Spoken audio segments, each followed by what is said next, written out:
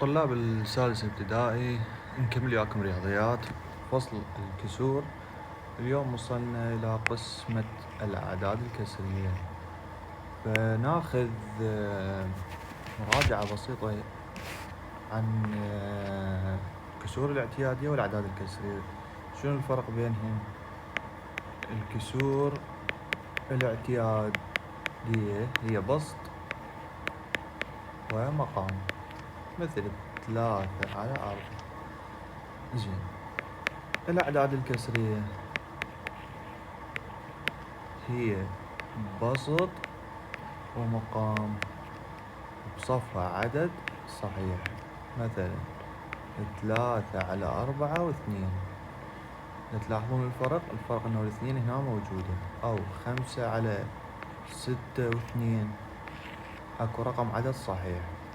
هذا الفرق بيناتهم لازم يكون واضح عندكم، لان اليوم حناخذ قسمة الاعداد الكسرية وناخذهم سوية، يعني امثلة راح تلقوها سوا، قسمة وضرب وكسور اعتيادية واعداد كسرية والى اخره. المسائل قلنا انه تبقى فيديو واحدة ورا ما نخلص الكسور ونضبطها. زين، عندنا مثال راح ناخذه، يقول لك 3/8 و1 عدد صحيح تقسيم 11. اول شي قلنا اللي ما عنده مقام مقامه 1. اذا انت من تجي تحل شو تحل؟ تقول تكتب المثال 3/8 و1 تقسيم 11، وعلى 1 انت تخليه هذا اللي ما عنده مقام مقامه 1. نبدأ نحل حل طبيعي. عندنا بالقسمة شو تعلمنا؟ أول شي هذا عندنا عدد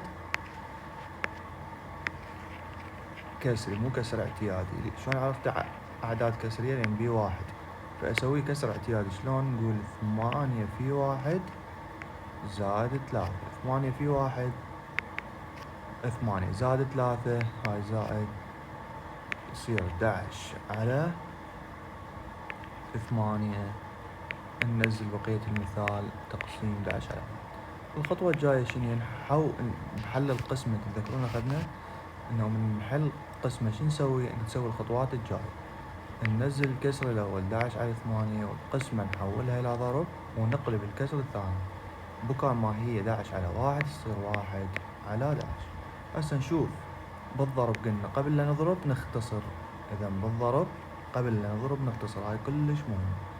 بالضرب نختصر، اما اذا عندنا جمع وطرح ما نختصر. فعندنا هاي ضرب بيها اختصار، نعم بيها اختصار.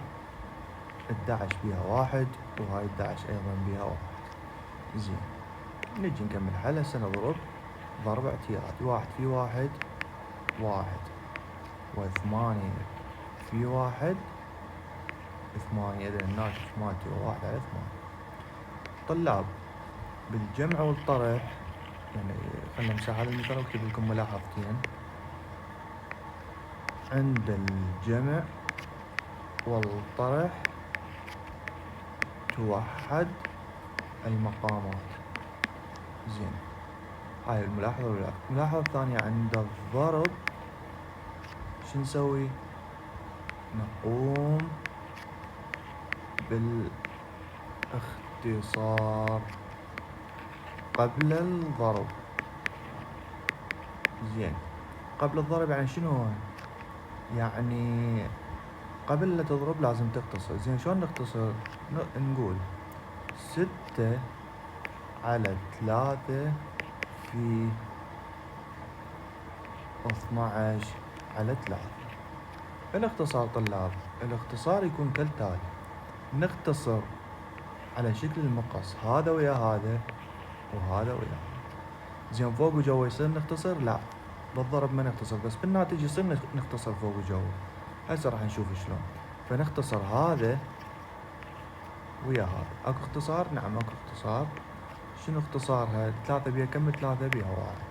وال6 بيها كم؟ 3 بيها 2. زين، هذا وهذا بيهن اختصار؟ 3 وال12؟ نعم بيهن اختصار. 3 بيها 1 و12 كم بيها؟ 3 بيها 1. إذن شو يصير؟ يصير 2/1 في 4/1. هسه نضرب ضرب اعتيادي. 2 في 4 8، واحد في واحد واحد. قلنا اللي مقامه واحد عادي نكتبه بدون الواحد، واللي ما عنده مقام مثل هذا مقامه واحد. زين، يصير نختصر بالناتج؟ نعم يصير نختصر بالناتج. شلون؟ أشرح لكم شلون. مثلا نقول 2/4 و8/4 بيناتهم 2 في 8. هسه ما اريد اختصر بالبداية، اريد اختصر بالناتج. 2 في 8 احنا طبعا بالاختصار قلنا هيج، ما يصير واحد فوق واحد، يعني منك علامة ضرب لازم تختصر بطريقة المقص، واحد مقابل واحد، بس واحد فوق واحد ما يصير. زين، هسه احنا راح نختصر بالناتج، ما نختصر يعني اثناء الضرب. فنقول 2 في 8 16، 4 في 4 16.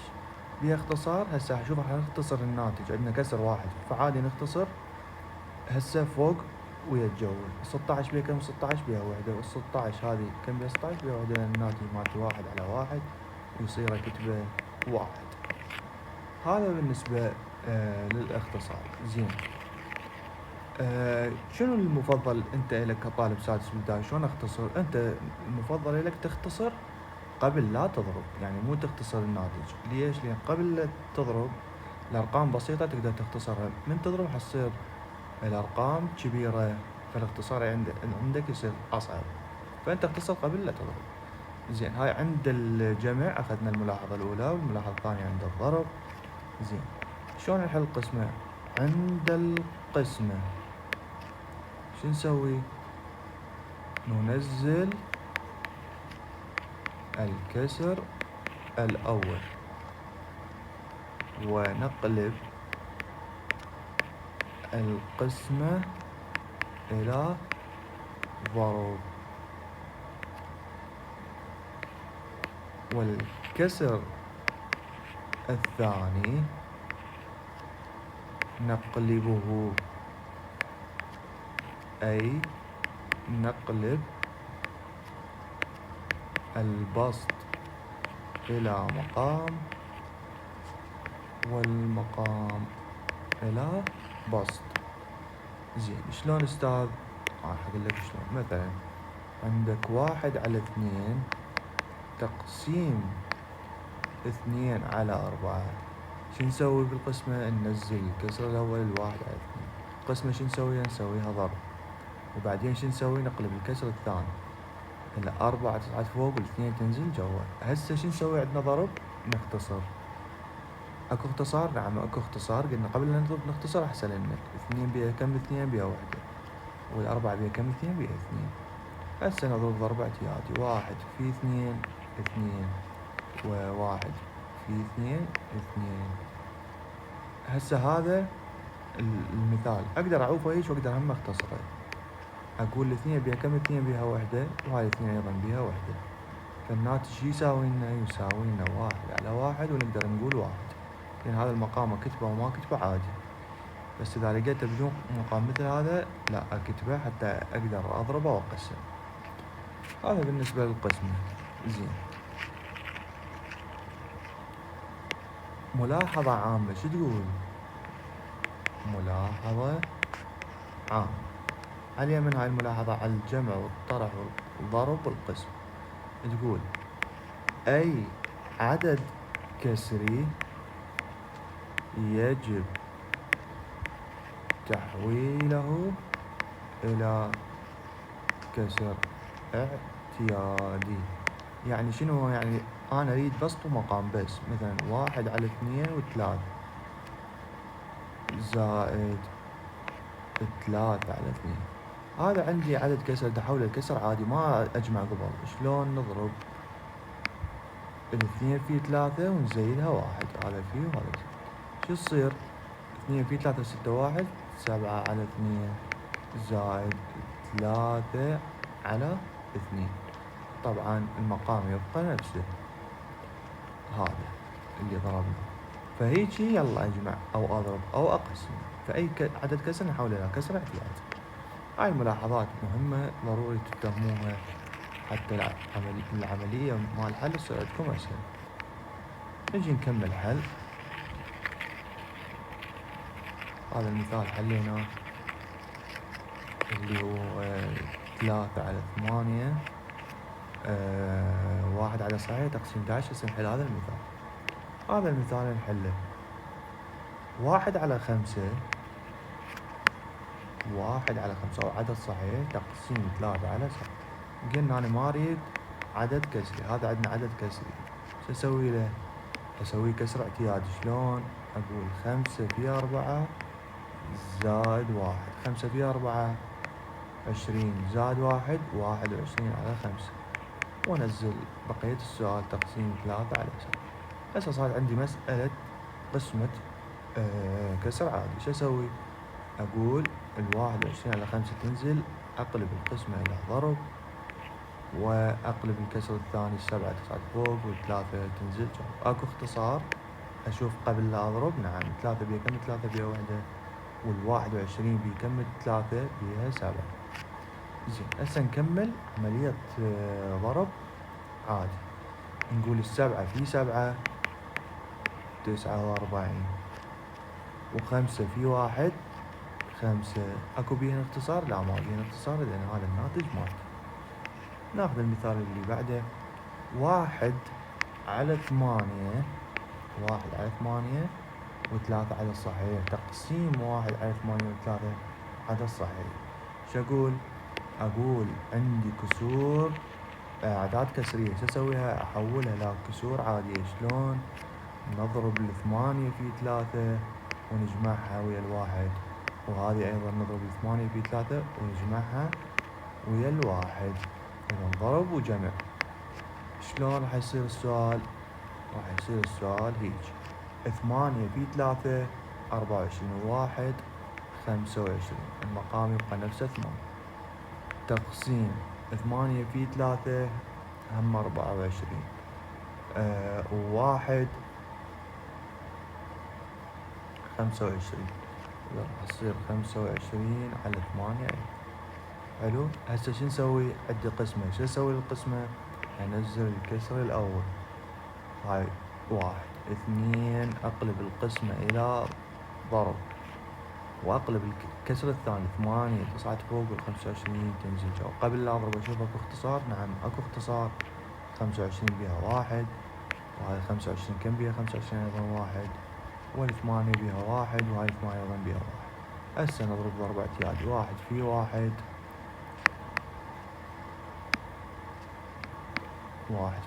يساوي لنا 1، وهذا 1 في 1 أيضا يساوي لنا 1، ونقدر نكتبها فقط 1. ليش؟ لأن المقام مالته 1. زين نجي على المثال اللي بعده. المثال اللي بعده شو يقول؟ يقول 2/5 و8 على الصحيح تقسيم 2/5 و1 على الصحيح. شو اسوي؟ نجي نحولها من أعداد كسرية إلى كسر اعتيادي. نضرب 5 في 8 ونزيدها ب2، ونضرب 5 في 1 ونزيده ب2. شو يصير عند الكسر؟ نقول 5 في 8 40، و2 42. مقام يبقى نفسه. القسمة تنزل هسه 5 في 1 5، و2 تصير 7، والمقام 5. هسه عندي عملية قسمة. شو تعلمنا بالقسمة؟ ننزل أول كسر 42 على 5، قسمة تصير ضرب، ونقلب الكسر الثاني 5 تصعد فوق، وال7 تنزل جوا. زين اكو اختصار؟ نعم اكو اختصار. ال5 بيها كم؟ 5 بيها 1، وهذه ال5 بيها كم؟ 5 هم بيها 1. زين 7 و42 بيها اختصار؟ نعم 7 بيها 1، وال42 بيها 6. ليش؟ لأن 7 في 6 42. هسه نجي نضرب ضرب اعتيادي. 6 في 1 6، و1 في 1 1، هذا 1 في 1. إذا 6 على 1، وأقدر أكتبه 6. ليش؟ لأن المقام مالته 1. زين هسه عندي شوفوا جمع وقسمة. شلون أحلها؟ وهو قايل لي بالسؤال، قايل لي استخدم أو استعمل ترتيب العمليات. يعني شنو استعمل ترتيب العمليات؟ يعني الأقواس أولا، 2 القسمة والضرب، و3 الجمع والطرح. حكي عدل، حكي عدل. أخذنا هذه الترتيب مال العمليات. شو نسوي أول شي؟ أول شي نشوف عندنا أعداد كسرية حتى نحولها كسر اعتيادي. نعم، عندنا 3 على 4 و1 على الصحيح، والواحد على 2 وواحد على الصحيح، فلن نحولهم إلى كسور اعتيادي. الواحد على 3 كسر اعتيادي فماكو مشكلة بيه، زائد هذا لا، عدد كسري حوله لا كسر اعتيادي. 4 في 1 4 و3 7 على 4. تقسيم ينزل 2 في 1 2، هذا نضربه في هذا ونجمع على الواحد. 2 في 1 2 و1 3 على 2. زين، هسه صارت عندي الكسور جاهزة حتى نشتغل. عندي قسمة وجمع، شو اسوي بالبداية؟ عندي أقواس؟ لا، ما عندي أقواس. عندي قسمة وضرب؟ نعم عندي قسمة، إذا أخليها بين قوسين. شكو كسرين بيناتهم قسمة، أخليه بين قوسين.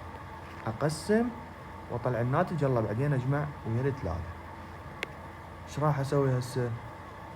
أقول 1 على 3 ينزل، الزاد هم ينزل، 4 العفو 7 على 4 تنزل. القسمة قلنا تصير ضرب، ونحول أو نقلب الكسر الثاني يصير 2 على 3. زين، هسه 1 على 3 ينزل ونكمل حلنا. اكو اختصار هنا بين قوسين الضرب؟ نعم، هاي بيها 1 وهاي بيها 2. هسه شو نسوي؟ نضرب عادي. 7 في 1 7، و2 في 3 6. صارت هسه عندنا عملية شنو؟ عملية جمع. نوحد مقامات. شلون نوحد المقامات؟ ناخذ 6 و3 على 3. نقول 3 بيها كم؟ 6. أو أي تحليل ابدو بالاثنين، من تجي تحلل ابدي بالاثنين. 6 بيها كم؟ 3 بيها 3، وهاي 3 تنزل. وهسه على 3 لأن ما عندنا رقم يقبل على 2، كله على 3، هذا يصير 1. 2 في 3 6، إذا المقام مالتنا يكون 6 زائد على 6. زين، 6 على 6. نريد نكتب البسوط الجديدة. شو نقول؟ نقول 6 كم بيها 3؟ بيها 2. 2 في 1 2. 6 بيها كم؟ 6. هاي 6 بيها كم؟ 6 بيها 1. نقول 1 في 7 7. هسه شو نسوي؟ نجي نجمع جمع اعتيادي. 2 زائد 7 9، وال6 ينزل نفسه المقام. هسه الناتج مالتنا باختصار؟ نعم باختصار. 9 منين جاية؟ جاية من 3 في 3، لأن 9 بيها 3 3 ثلاثات. 6 بيها كم؟ 3 بيها 2. إذا الناتج مالتنا ايش راح يكون؟ راح يكون 3 على 2. وهذا الناتج مالتي. خوش حكي، خوش حكي. نجي هسه نكمل الأمثلة البقية. شو يقول هنا؟ يقول يابا عندك 1 على 4 و6 على الصحيح، تقسيم 5 على 7 ناقص 2 على 3 و2 عدد صحيح. شو نسوي؟ قلنا نحول كل الكسور إلى كسور، الأعداد الكسرية العفو، إلى كسور عادية. ايش راح يصير المثال مالتنا؟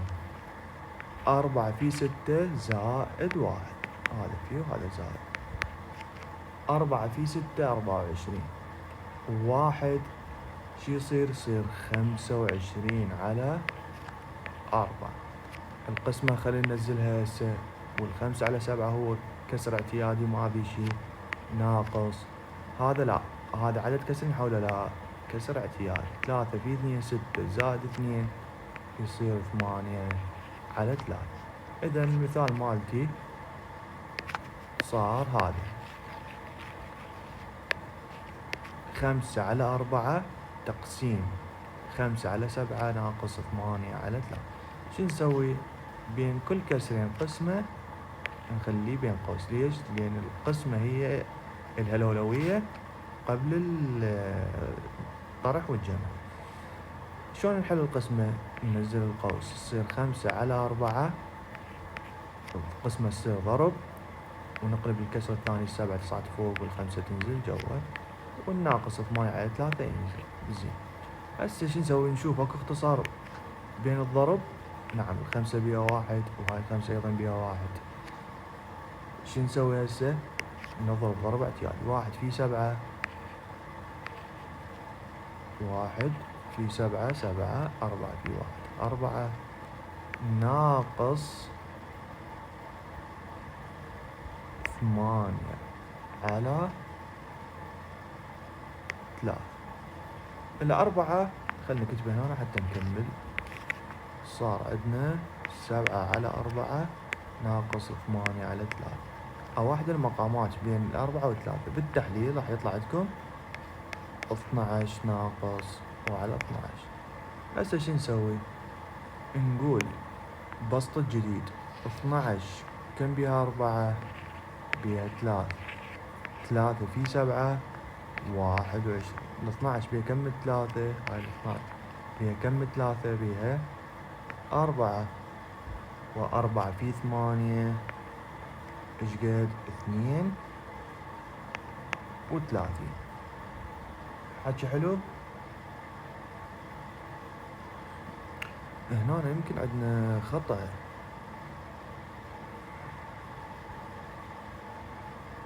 شلون 4 في 6 ايش قد؟ 24. 1 25. هنا المفروض 25 طلع. راح اعيد لكم اياه. هذا صار عندنا خطأ بالضرب، نفس الخطوات فقط عندنا خطأ بالضرب راح نعيده. شنو الخطأ؟ 4 في 6 24 زائد 1 25. هناك تدخل 5 فتصير 25/4 ايش قد؟ تقسيم 7/5. هسه مثل خطواتنا 25/4 تنزل، القسمة تصير ضرب، ونقلب الكسر الثاني 7 9 فوق وال5 تنزل جوا، وناقص 8/3. نشوف هسه اكو اختصار بين الضرب. نعم، ال5 بيها 1 وال25 بيها 5. نجي نكمل. 5 في 7 ايش قد يطلع لنا؟ 35. 4 في 1 4. طبعا ضربنا هاي ال5 بال7. ناقص ايش قد؟ 8/3. نجي ناخذ، صار عندنا فقط طرح نكتبه هنا حتى الحل يكون واضح. 35/4 ناقص 8/3. هسه نوحد المقامات. المقام راح يطلع لنا ايش قد؟ راح يطلع لنا 12. خلي اشوفكم شلون نحلله. 4 و3 على 2. 4 بيها كم 2؟ بيها 2 و3 تنزل. هم على 2 عندنا 2 بيها كم 2؟ بيها 1 و3 تنزل. هسه على 3 1 ينزل 3 بيها كم 3؟ بيها 1. 2 في 2 4. 4 في 3 12. هذا هيك وحدنا المقامات. اذا 12 ناقص وهمين على 12. هسه نجي ناخذ البسوط الجديدة. نقول ال 12 بيها كم 4؟ بيها 3. 3 في 35 ايش قد يطلع عندنا؟ يطلع عندنا 105. تقدر تضربه على صفحة. نقول 3 في 35. 3 في 5 15. 5 و1 3 في 3 9 1 10. تصير عندنا 105. فتقدر تضرب على مسودة تسوي لك وتضرب على صفحة. زين، هسه شو نقول؟ نقول 12 بيها كم 3؟ بيها 4. و4 في 8 32. هسه شو راح نسوي؟ نطلع الناتج. نقول ويساوي 12 ينزل نفس المقام. 105 طرح 32. إذا نقصنا 105 ناقص 32 ايش قد تطلع لنا؟ تطلع لنا 73/12. هذا هو الناتج ماله. فالعملية يحتاج لها شوية تركيز بالضرب والقسمة حتى لا يصير عندنا خطأ. قلنا المسائل بعدين فيديو واحد برا ما نضبط القسم. قال لك كيف أقسم عدد كسري اللي هو 1/5 على 3 على 5 1 على صحيح. ايش نقول 1 على 5 و3 تقسيم 3 على 5 1. ايش بيه هذا؟ هذني اعداد كسرية لازم احول الى كسر عادي. شلون؟ 5 في 3 15 زائد 1 16 يصير 16 على 5 تقسيم النزلة. 5 في 1 5 زائد 3 يصير 8. 5 في 1 5 وزائد 3 هذا نضربه بهذا ونزيده بهذا. 5 في 1 5 زائد 3 8 على 5. هسه صارت عندنا عملية قسمة. شلون تعلمنا بالقسمة؟ ننزل الكسر الأول 16 على 5 قسمة تصير ضرب ونقلب الكسر الثاني شي يصير 5 تصعد فوق 8 تنزل جوا. اكو اختصارات قبل لا نضرب؟ نعم. 5 بيه كم؟ 5 وحدة. وهذه ال5 بيه كم؟ 5 وحدة. 8 و16 ايضا بيها اختصار. 8 بيه كم؟ 8 وحدة. و16 بيه كم؟ 8 2. هسه اجي اضرب ضرب اعتيادي. 2 في 1 يساوي لنا 2. 1 في 1 يساوي لنا 1. اذا الناتج مالتي 2 على 1 واقدر اكتبه 1 فقط. جد ناتج قسمة كل ما يأتي واكتب فيها بس الصورة. عندنا هذا العدد 2 على 9 و6 عدد صحيح تقسيم 8. شلون احله؟ هذا عدد كسري اللي هي 2 على 9 و6 عدد صحيح، لازم احولها كسر اعتيادي. شلون؟ 9 في 6 54 زائد 2 ايش قد يطلع عندنا؟ 56 على 9 تقسيم 8. زين قلنا اللي ما عندها مقام مقامها 1. حلو. نجي على القسمة. شلون نقسم؟ ننزل الكسر الاول 56 على 9. حكي عدل حكي عدل. القسمة تصير ضرب ونقلب الكسر الثاني 1 يصعد فوق و8 تنزل جو. زين اكو اختصار؟ نعم.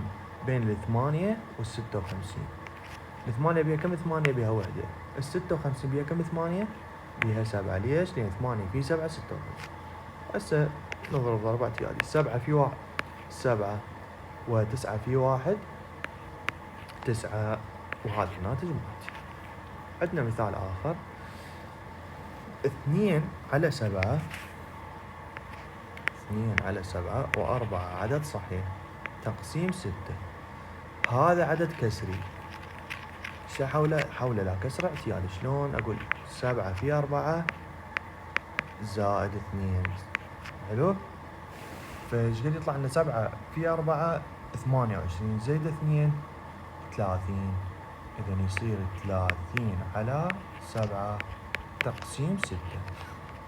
اللي ما عنده مقام مقامه 1. هسه نجي نحل قسمة اعتيادية. 30 على 7 التقسيم يصير ضرب ونقلب الكسر الثاني 1 يصعد فوق و6 تنزل جوا. اكو اختصار؟ نعم اكو اختصار. 6 بيها كم؟ 6 بيها وحدة. و30 بيها كم؟ 6 بيها 5. ليش؟ لان 6 بيها 5 30. نضرب ضرب اعتيادي. 5 في 1 5 و7 في 1 7 وهذا الناتج مالت بكل بساطة. هسه ايش عندنا مثال آخر. شو يقول؟ يقول 3 على 4 تقسيم 1 على 2 و1 عدد صحيح. لو نلاحظ هذا عدد كسري لازم شو حوله؟ حوله إلى كسر اعتيادي. شلون؟ نقول 2 في 1 زائد 1. إذا ننزل السؤال من جديد يصير 3 على 4 تقسيم 2 في 1 2 و1 3 على 2. عندنا قسمة. شلون نحل القسمة؟ ننزل الكسر الأول 3 على 4 والقسمة تصير ضرب ونقلب الكسر الثاني يصير 2 فوق و3 جوا. اكو اختصارات قبل لا نضرب؟ نعم. 3 بيها كم؟ 3 بيها وحدة. وهاي 3 بيها كم؟ 3 بيها وحدة. زين 2 والأربعة 2 بيها كم؟ 2 بيها وحدة. والأربعة بيها كم؟ 2 بيها 2. هسه نضرب عادي. 1 في 1 ويساوي لنا 1. 2 في 1 ويساوي لنا 2. إذا الناتج مالتي 1 على 2. ناخذ مثال آخر. مثال آخر يقول 1 على 5 و4 عدد صحيح تقسيم 1 على 3 و2 عدد صحيح. اثنيناتن أعداد كسرية لأن بيهن 4 و2. زين شو أسوي؟ أحولهن إلى كسور عادية. شلون؟ أقول 5 في 4 زائد 1 و3 في 2 زائد 1. واجي احل 5 في 4 ايش قد؟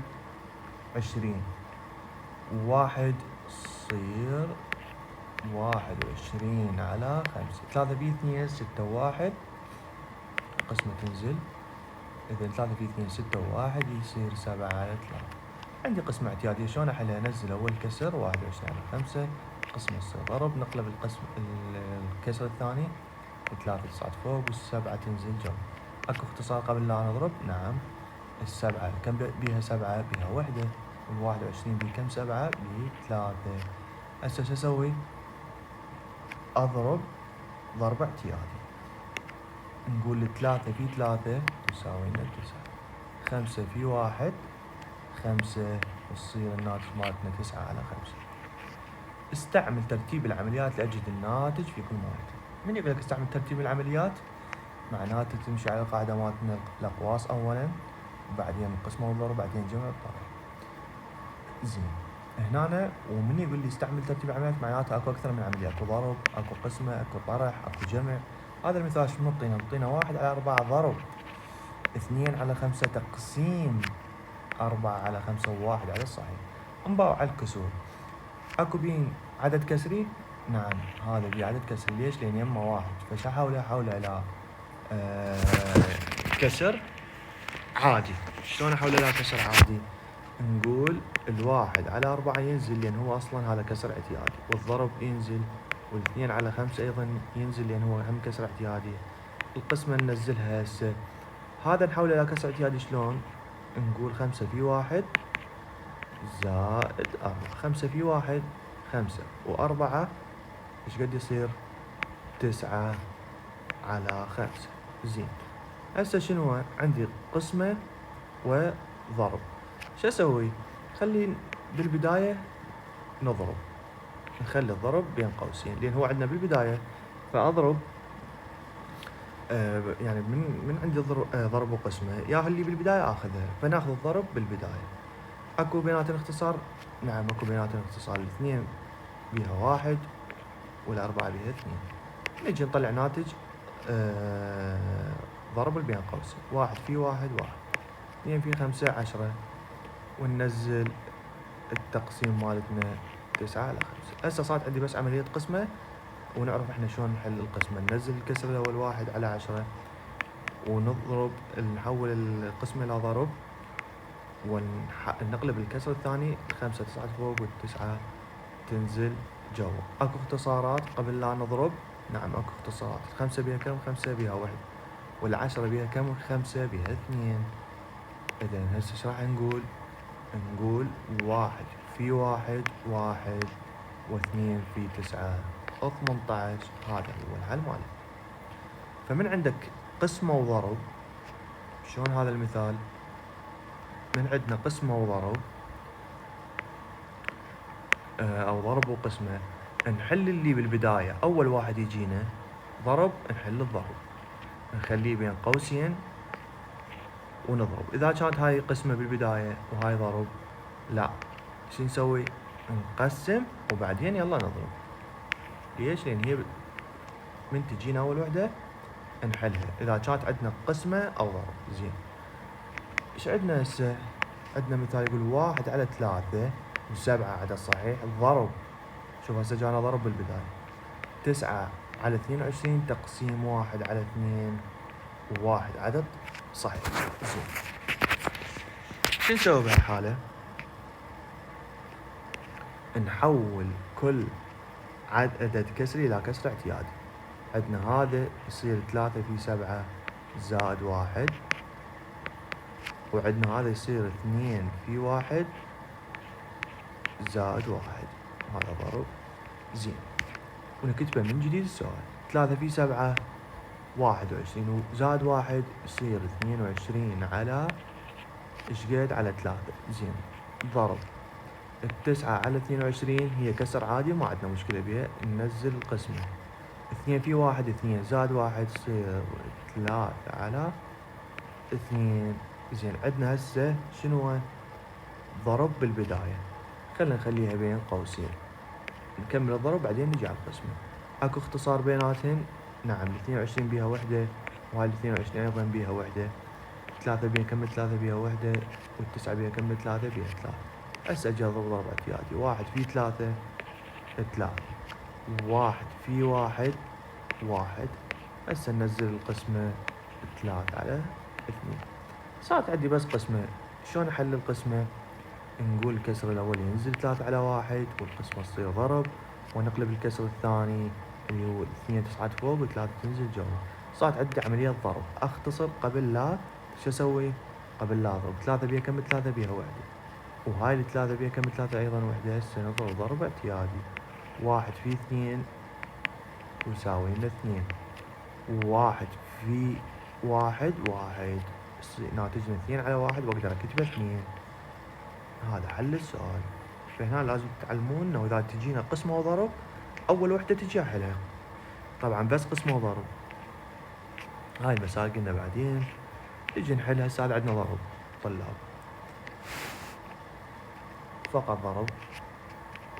يعني هاي امثلة ضرب. يعني هسه القسمة لحد اللي هنا خلصت، يمكن تجينا بعد امثلة. هسه نشوف. طبعا الامثلة كلها من الملزمة.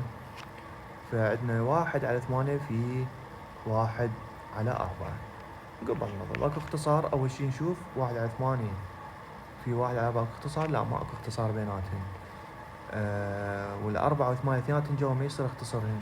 فايش اقول 1 في 1 1، و8 في 4 32. هذا فقط الحل. بس تضرب 1 في 1 و8 في 4، لان احنا ما عندنا اختصارين. زين 4 على 5 في 1 على 8 بيها اختصار؟ قبل لا اضرب نعم بيها اختصار. الأربعة بيها كم 4 بيها وحدة، و8 بيها كم 4 بيها 2. هسه شو اسوي؟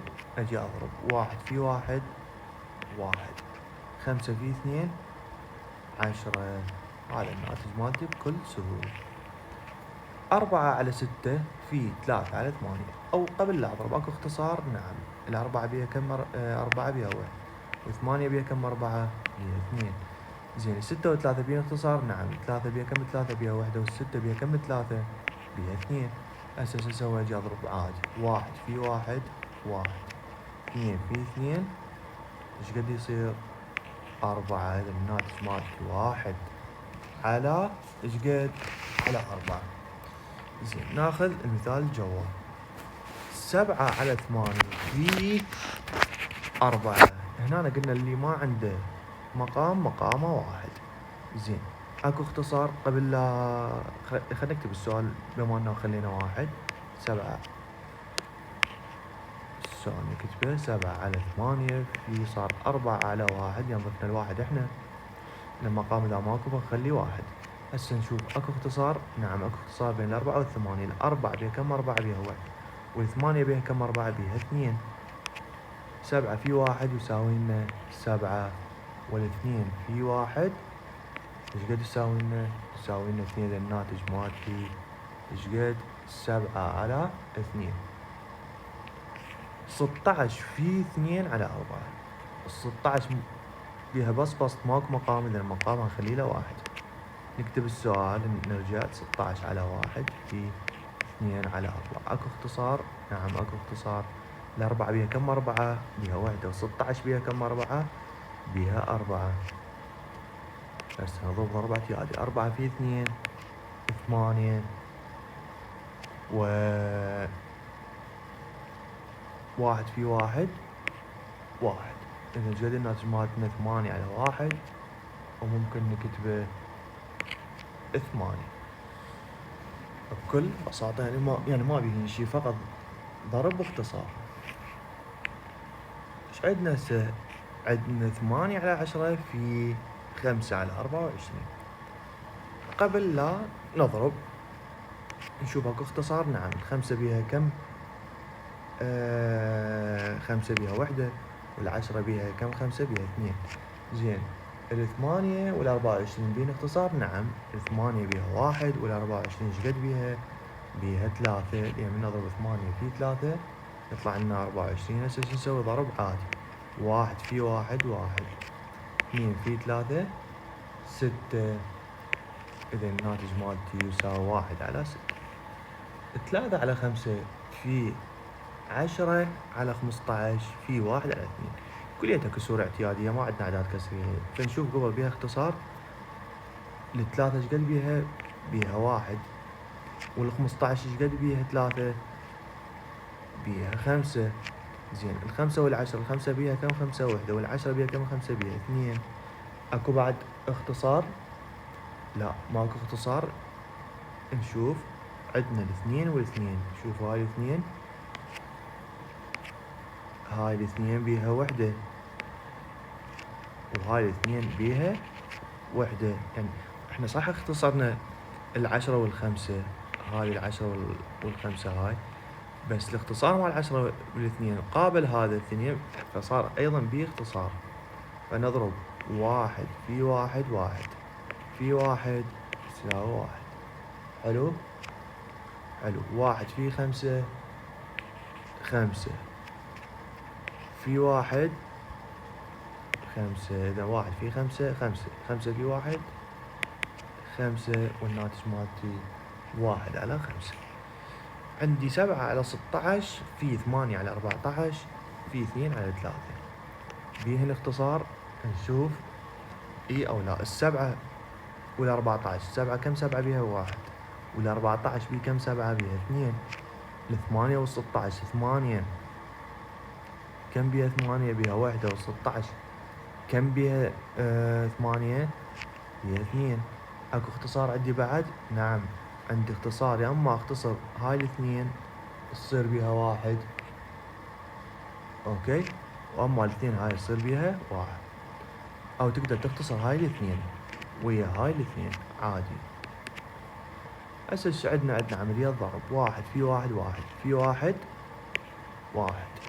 2 في 1 2 في 3 6.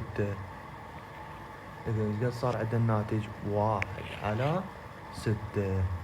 فأهم شي تختصر بالضرب. هسه شنو هو؟ قال لك أجد ناتج كل ما يلي باستعمال ترتيب العمليات.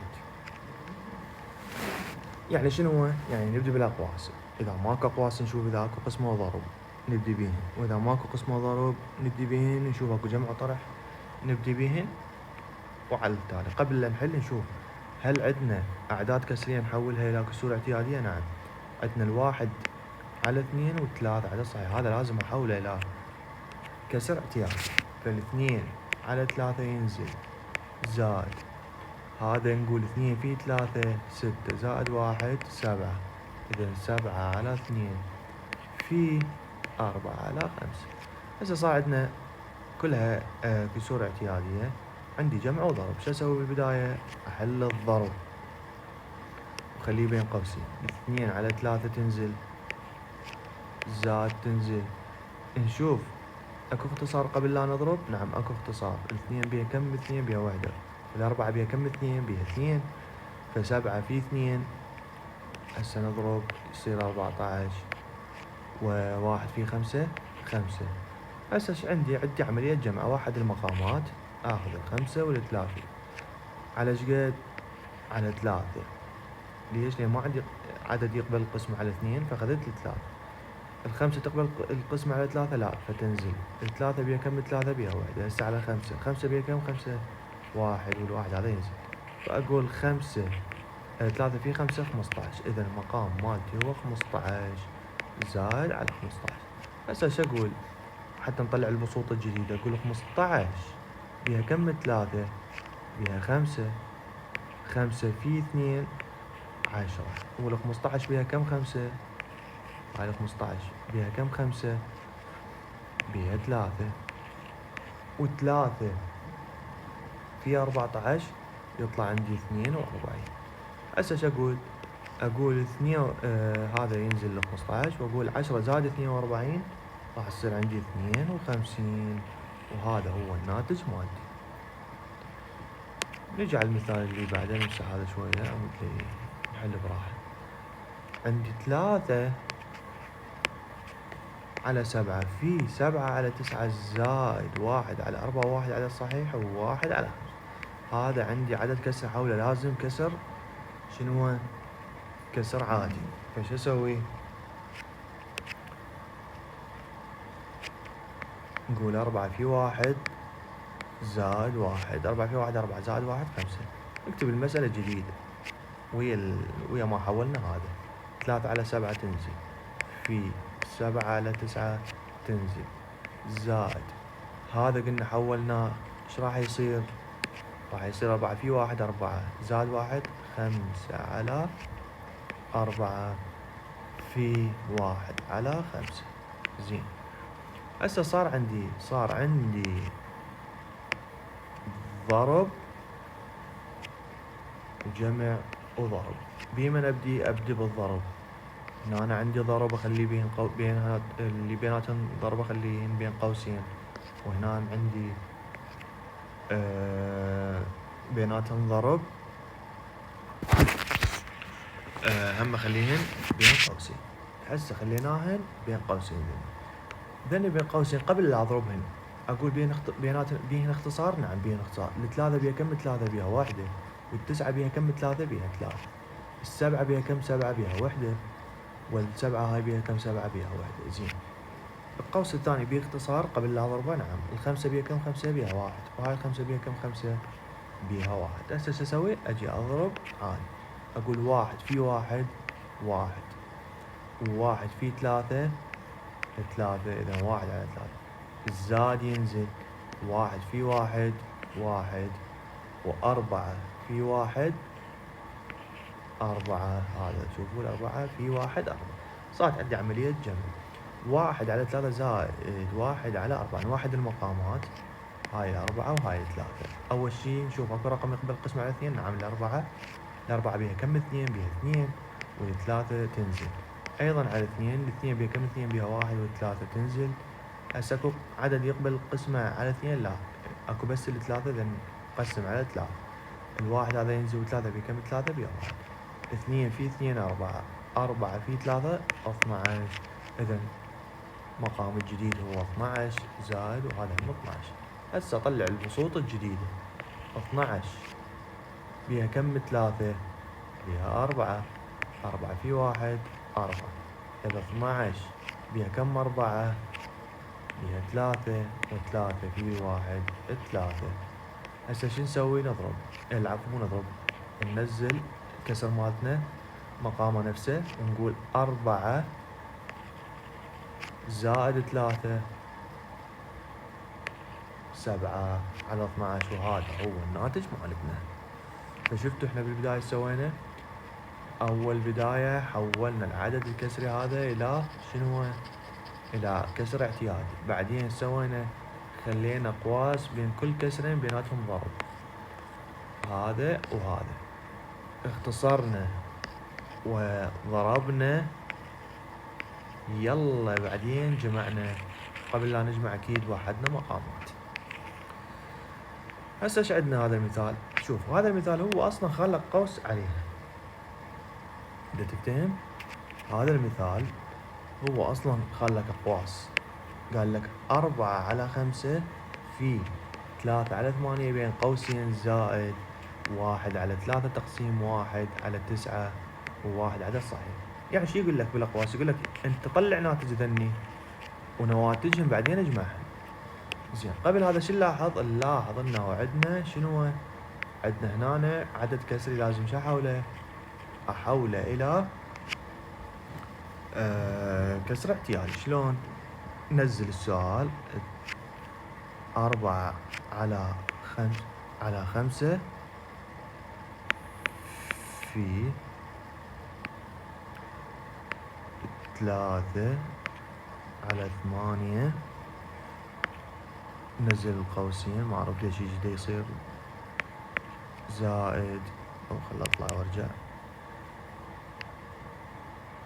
زائد 1 على 3 تقسيم. ننزلها. هسه شنو؟ نحول هذا الى من عدد كسري الى كسر اعتيادي. نقول 9 في 1 زائد 1. 9 في 1 9 زائد 1 يصير 10 على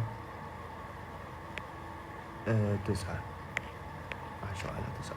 هسه حولنا هذا. احنا يعني نزلنا السؤال كله على مود هذا. على مود هذا نحوله الى كسر اعتيادي. زين. هسه نبدا نحل. قبل لا نحل قوس الضرب نقول اكو عملية اختصار. نعم، الأربعة بيها واحد وثمانية بيها اثنين، حكي عدل حكي عدل. فشو تصير؟ يصير واحد في ثلاثة، ثلاثة، خمسة في اثنين، 10، زائد هذا القسمة بعدنا أنا ما حاله، شو أسوي له؟ أقول بالقسمة أول كسر ينزل واحد على ثلاثة، والقسمة تصير ضرب، وأقلب الكسر الثاني التسعة فوق والعشرة تنزل جوي. قبل لا أضربهن أكو عندي اختصار هنا. نعم، عندي ثلاثة بيها كم؟ ثلاثة بيها وحدة، والتسعة بيها كم؟ ثلاثة بيها ثلاثة. هسه شو أسوي؟ أقول 3 على 10 ينزل، زائد تنزل واحد في ثلاثة ثلاثة، وواحد في 10 10. هسه شنو عندنا؟ عملية جمع يحتاجها واحد مقامات؟ لا، ليش؟ لأن هو أصلا مقاماته متوحدة 10 ب10، إذا فقط أجمع 3 زائد 3 9. إذا شو تصير؟ تصير العفو 3 زائد 3 6. إذا تصير 6 على 10. هسه هذا الناتج باختصار. نعم، 6 منين جاية؟ جاية في 2 في 3. إذا 6 بيها كم؟ 2 بيها 3. والخمسة بيها كم؟ 2. العشرة بيها كم؟ 2 بيها 5. إذا الناتج مالتي 3 على 5 بعد الاختصار. هسه عندي هذا المثال اللي بعده.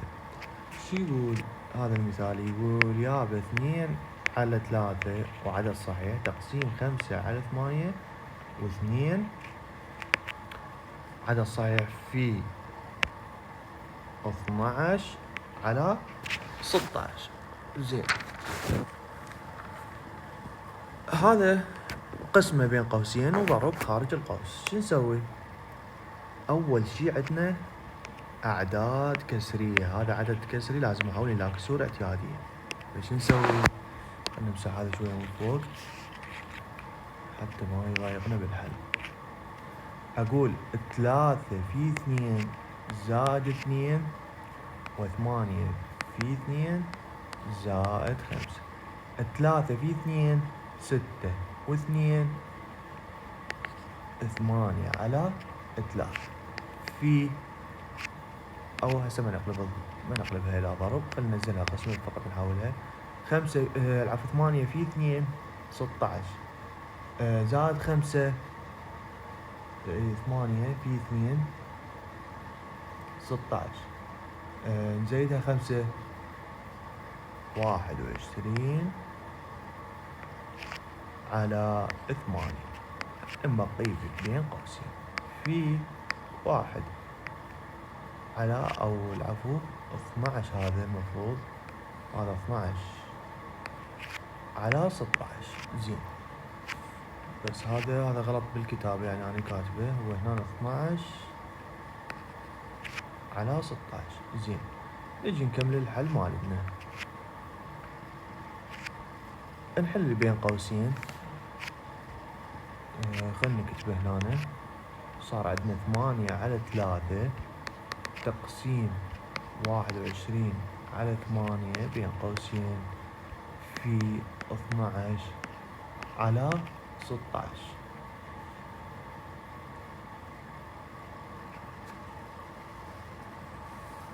شو نسوي هسه طلاب؟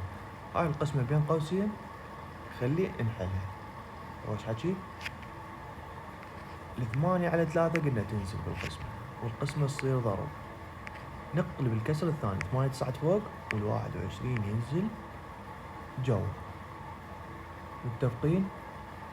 متفقين. في ننزلها 12 على 16. هسه صارت كلها عندنا عملية ضرب، نقدر نختصر بكيفنا. 8 بيها كم؟ 8 بيها وحدة، وال16 بيها كم؟ 8 بيها 2. حكي عدل حكي عدل. 8 والاثنين الجديدة نقدر نختصرها. نعم، 2 بيها كم؟ 2 بيها وحدة، و8 بيها كم؟ 2 بيها 4. زين، 3 و12 نقدر نختصرهن. نعم، 3 بيها وحدة وال12 بيها 4. هسه نضرب ضرب اعتيادي. 4 في 1 4 في 4 16. إذا 16 2 1 في 21 21 في 21 يعني 1 في 21 21 في 1 21. هذا الناتج مالتنا. إذا هي عملية فقط تحويل وترتيب حتى الناتج مالتنا يطلع مضبوط. عندنا هسه 4 على 5 تقسيم 2 على 5 سهلة. 4 على 5 تنزل، قسمة تصير ضرب، ونقلب الكسر الثاني ال5 تصعد فوق و2 تنزل جوا. نشوف اكو اختصار. نعم، ال2 بيها كم؟ 2 بيها وحدة. والأربعة بيها كم؟ 2 بيها 2. ال5 بيها كم؟ 5 وحدة. وهاي ال5 بيها كم؟ 5 وحدة. إذا نضرب ضرب اعتيادي. 4 2 في 1 2 1 في 1 1 2 على 1 وممكن نكتبه 2. هذا عندنا أيضا كسر العفو قسمة اعتيادية. الكسور اعتيادية. 4 على 9 تنزل، القسمة شو تصير؟ تصير ضرب. نقلب الكسر الثاني 9 تصعد فوق 8 تنزل جوا. اكو اختصار قبل لا اضرب. نعم، الأربعة بيها كم؟ 4 بيها 1. والثمانية بيها كم؟ 4 بيها 2. 9 بيها كم؟ 9 وحدة. وهاي 9 بيها كم؟ 9 1. 1 في 1 1 1 في 2 2. إذا الناتج مالتنا شو يطلع؟ يطلع 1 على 2. بسيط، كلش بسيط. عندك 7 على 8 تقسيم 7 على 8. قلنا أول شي قسمة عندنا ننزل الكسر الأول 7 على 8 والقسمة تصير ضرب، ونقلب الكسر الثاني 8 تصعد فوق والسبعة تنزل جوا. قبل لا نضرب نشوف اكو اختصار. نعم، السبعة بيها كم؟ 7 بيها وحدة. والسبعة هاي بيها كم؟ 7 بيها وحدة. الثمانية هاي بيها كم؟ 8 بيها وحدة. وهاي 8 بيها كم؟ 8 بيها وحدة. إذا هسه نضرب ضرب اعتيادي. 1 في 1 1 وواحد في 1 1 وممكن نكتبها 1. هذا الناتج مالتنا. زين، 3 على 12 تقسيم. نمسح هاي شوية. 3 على 12 تقسيم 3 على 4. قسمة عادية وكسور عادية. ننزل أول كسر 3 على 12، القسمة تصير ضرب، ونقلب الكسر الثاني ل4 تصعد فوق والثلاثة تنزل جوا. قبل لا أضرب نشوف أكو اختصار. نعم أكو اختصار. 3 بيها كم؟ 3 1. وهاي 3 بيها كم؟ 3 1. زين، 4 و12 بيها اختصار. نعم، الأربعة بيها كم؟ 4 بيها وحدة. وال12 بيها كم؟ 4 بيها 3. نجي نضرب ضرب اعتيادي. 1 في 1 1. 3 في 1 3. إذا الناتج مالتي يطلع 1 على 3. زين، هسه ايش عندنا بالمثال الجاي؟ عندنا 2 على 3. 2 على 3 و4 عدد صحيح تقسيم 7. هذا أقسمه قبل؟ لا. ليش؟ لأن عندي هنا عدد كسري لازم أحوله كسر اعتيادي. شلون أحوله كسر اعتيادي؟ نقول 3 في 4 زائد 2. زين، نكتبه من جديد. 3 في 4 12 زائد 2 14 على 3. وننزل القسمة والسبعة. زين، السبعة ما عندها مقام. ايش قد مقامها؟ مقامها 1. إذا هنا هم كتبه 1. هسه صارت عندي قسمة طبيعية. شلون أحلها بالقسمة؟ أقول 14 على 3 قسمة تصير ضرب، ونقلب الكسر الثاني الواحد يصعد فوق والسبعة تنزل جوا. قبل لا أضرب اكو اختصار. نعم، السبعة بيها كم؟ 7 بيها وحدة. وال14 بيها كم؟ 7 بيها 2. هسه أضرب ضرب اعتيادي. 2 في 1 يساوي لنا 2. و3 في 1 يساوي لنا 3. إذا الناتج مالتي 2 على 3. زين، نجي على المثال مالتنا. شو يقول؟ يقول 1 على 3 و2 عدد صحيح تقسيم 14. عندي شغلتين بيه. أول شي هذا لازم أحوله إلى كسر عادي. أقول 3 في 2 زائد 1. وبعد أقول 14 ما بيها مقام. مقامها شقد؟ أكون مقامها 1. هسه شو نسوي؟ نقول 3 في 2 6 زائد 1 7 على 3. القسمة تنزل وال14 على 1 المقام اللي أنا خليته. هسه شو أسوي؟ عندي قسمة شلون أحلها؟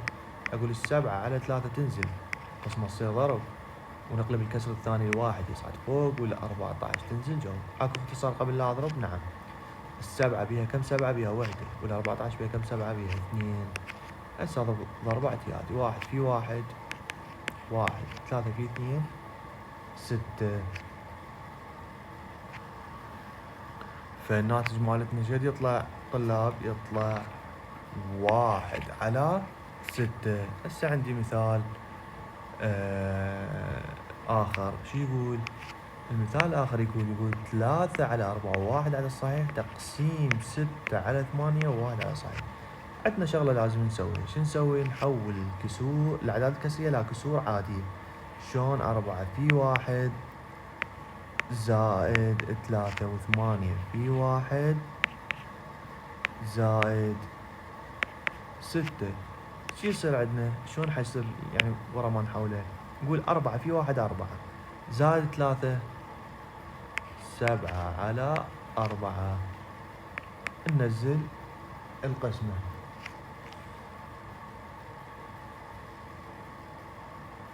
8 في 1 8 زائد 6. 8 في 1 8 زائد 6 14 على 8. زين، صارت عندي قسمة عادية. شو اسوي؟ اقول 7 على 4 ينزل، قسمة تصير ضرب، ونقلب الكسر شنو هو؟ الآخر. تصير 8 فوق وال14 جو. قبل لا أضرب أكو اختصار؟ نعم. 4 بيها كم 4 بيها 1، 8 بيها كم 4 2. زين، 7 بيها كم 7 بيها 1، وال14 بيها كم 7 بيها 2. هسه أجي أضرب ضرب اعتياد. 1 في 2 يساوي لنا 2، وهاي 1 في 2 ايش قد تساوي؟ تساوي هم 2. الاثنين على 2 بين اختصار؟ نعم بين اختصار. اقول الاثنين بيها كم 2 بيها 1، وهاي الاثنين بيها كم 2 بيها 1. اذا الناتج مالته حيصير 1 على 1، واقدر اكتبه 1. هذا الناتج مالته. الى هنا يعني ينتهي فصل الكسور. تبقى فقط المسائل واختبار الفصل ان شاء الله على الفيديو الجاي، وكل التوفيق ان شاء الله.